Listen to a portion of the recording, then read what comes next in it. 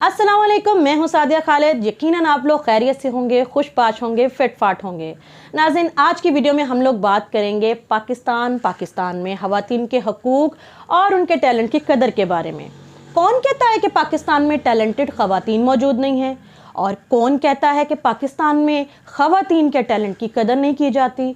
आइए ज़रा मैं आपको लेके चलती हूँ ऐवानों में, आपको लेके चलती हूँ बाज़ारों में, आपको लेके चलती हूँ सियासत में, और आपको हर जगह दिखाती हूँ कि आपको हर जगह खातून मौजूद नज़र आएगी। लेकिन रुकें रुकें रुकें, उसके लिए आपके पास टैलेंट होना बेहद ज़रूरी है। अब वो टैलेंट क्या है? आपके पास इल्म हो या ना हो, तालीम हो या ना हो, आपको खूबसूरत होना पड़ेगा। और अगर आप बेहद खूबसूरत नहीं हैं, कबूले सूरत हैं, तो आपको ख़ुद को मेंटेन करना आना चाहिए। हाँ, इसके बाद आपको और क्या टैलेंट चाहिए? आपको ख़ुद को प्रेजेंट करना भी आना चाहिए। और इसके अलावा थोड़ा सा आगे बढ़ें, आपकी पीआर अच्छे सियासतदान, अच्छे बिजनेसमैन, अच्छे ब्यूरोक्रेट से होनी चाहिए। पीआर जितनी अच्छी होगी, आप उतनी ज़्यादा टैलेंटेड होंगी। और हाँ, इसके बाद एक और चीज़, लिंक्स भी आपके बहुत अच्छे होने चाहिए, क्योंकि आप जितने बड़े लिंक के लोगों से मिलेंगी, जुलेंगी, उनमें उठेंगी, बैठेंगी, उनकी पार्टीज़ में आए जाएंगी, आपके पास ज़्यादा टैलेंट दिखाने के मौके होंगे, और उस टैलेंट की बेसिस के ऊपर ज़्यादा अच्छी अपॉर्चुनिटीज़ भी ले सकती हैं। कोई ज़रूरत नहीं है आपको तालीम हासिल करने की, कोई ज़रूरत नहीं है एमफिल, पीएचडी, फ़लाँ डिग्री मत लें।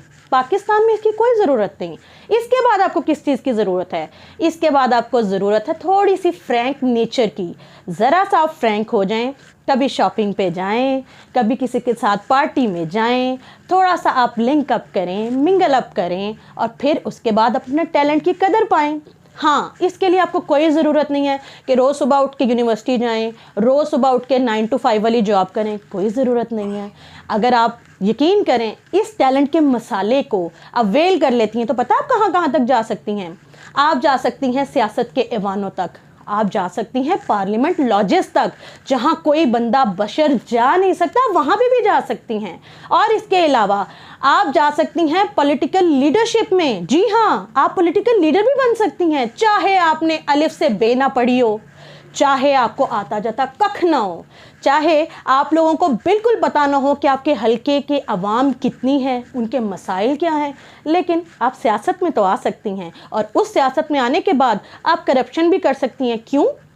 क्योंकि आपके पास तो बहुत अच्छी पीआर है, आप पे कोई केस नहीं बनेगा। आप टैलेंटेड जो हैं, और जो टैलेंटेड फीमेल है, अगर वो करप्शन भी कर रही है और ऊपर से मुंह मत्थे भी लग रही होगी, तो फिर उसे कौन पूछेगा? किस काफिर की जरूरत है कि उसको आके पूछे कि बीबी, ये जो इतना पैसा बनाया, कैसे बनाया?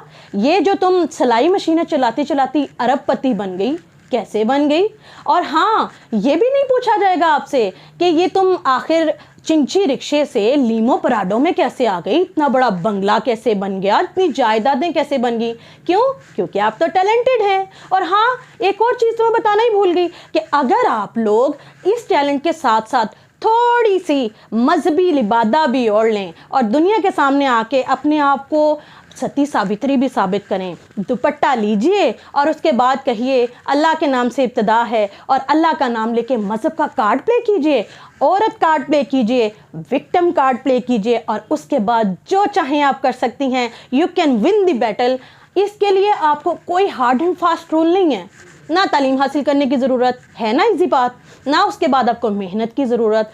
वो लड़कियां जो कि समझती हैं कि 9 to 5 जॉब करके हलाल रिस्क कमा के वो तरक्की कर सकती हैं, वो लड़कियां जिनको लगता है कि यूनिवर्सिटी जाके तालीम हासिल करके मुल्क का नाम रोशन कर सकती हैं, माँ बाप का नाम रोशन कर सकती हैं, कैरियर बना सकती हैं, और इसके अलावा तरक्की कर सकती हैं। अब वो ख्वाब गफलत से जागें, जागो बीबी, आपको ये सब करने की ज़रूरत नहीं है। आपको सिर्फ 2 ठुमके मारने हैं, दिल पुकारना है आपका, और फिर क्या होना है? आपने एक पूरे वर्ल्ड की सेंसेशन बन जाना है।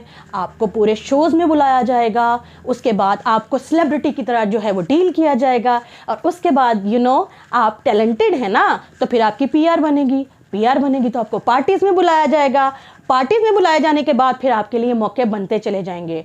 आप चाहें तो आप सियासत में आ जाएंगे, आपकी मर्जी पे। आप टैलेंटेड है ना, आप अपने टैलेंट की बेस पे खुद डिसाइड करेंगी कि सियासत में आना है या आपने बिजनेस में आना है क्या आपने सिंपल अपना घर बनाना है, लीमो प्राडो लेनी है, शॉपिंग करनी है, तो डिसाइड आपने करना है कि किस टैलेंट के साथ जाना है। पाकिस्तान में रह के PhD MPhil इस तरह की डिग्रीज लेके 9 to 5 जॉब करनी है, या उसके बाद आप लोगों ने इस तरह के टैलेंट को अवेल करना है।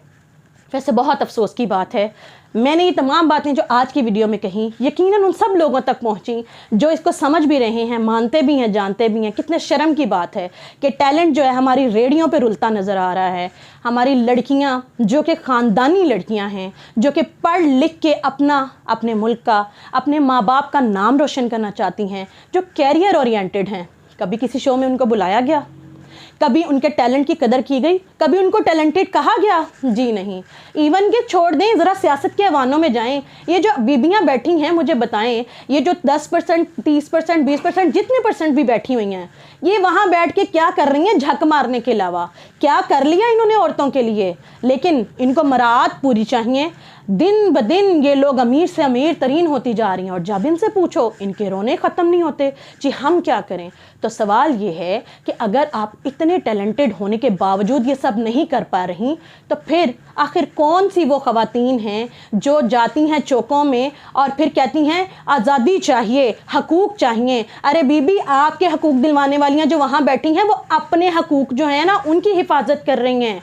उनको जो अपनी पर्सनल प्रेस्टीज चाहिए थी, उनको जो पर्सनल फैसिलिटीज़ चाहिए थी, वो उन्होंने ले ली। अब कौन आपके लिए लड़ेगा? वो आंटियां जो चौक में बैठती हैं और फिर रात को जो है वो पार्टी करती हैं, ड्रिंक करती हैं, या वो जो ऐवानों में बैठी हैं और किसी सॉरी टू से सियासतदान या किसी बिजनेसमैन या ब्यूरोक्रेट की दाश्ताएं हैं, वो आपके हकूक़ लड़ेंगी?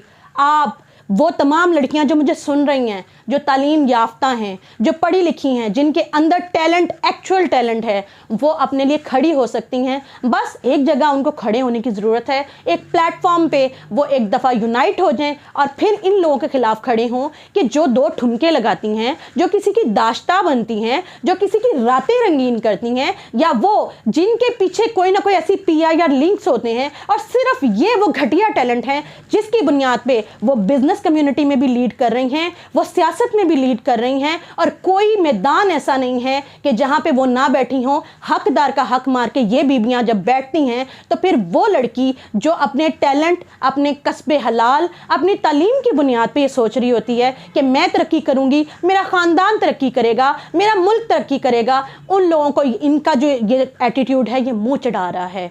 आपकी इस बारे में क्या राय है? कमेंट बॉक्स में ज़रूर बताइएगा। और मैं ये कहूँगी कि वो तमाम लड़कियां जो मेरी इस राय से अग्री करती हैं, मेरी इस वीडियो को शेयर ज़रूर कीजिएगा, और देखते हैं कि कितनी लोग हैं, कितनी फीमेल्स हैं जो कि इस एक मूवमेंट को आगाज़ करके हम लोग यूनाइट हो सकती हैं। चैनल को सब्सक्राइब करके घंटी के निशान को दबा दीजिएगा। सादिया खालिद को फ़िलहाल के लिए इजाज़त दीजिए। अगर कड़वी कड़वी बातें और भी सुननी हैं, चैनल सब्सक्राइब करना मत भूलना। मिलते हैं अगली वीडियो में। अल्लाह हाफ़िज़।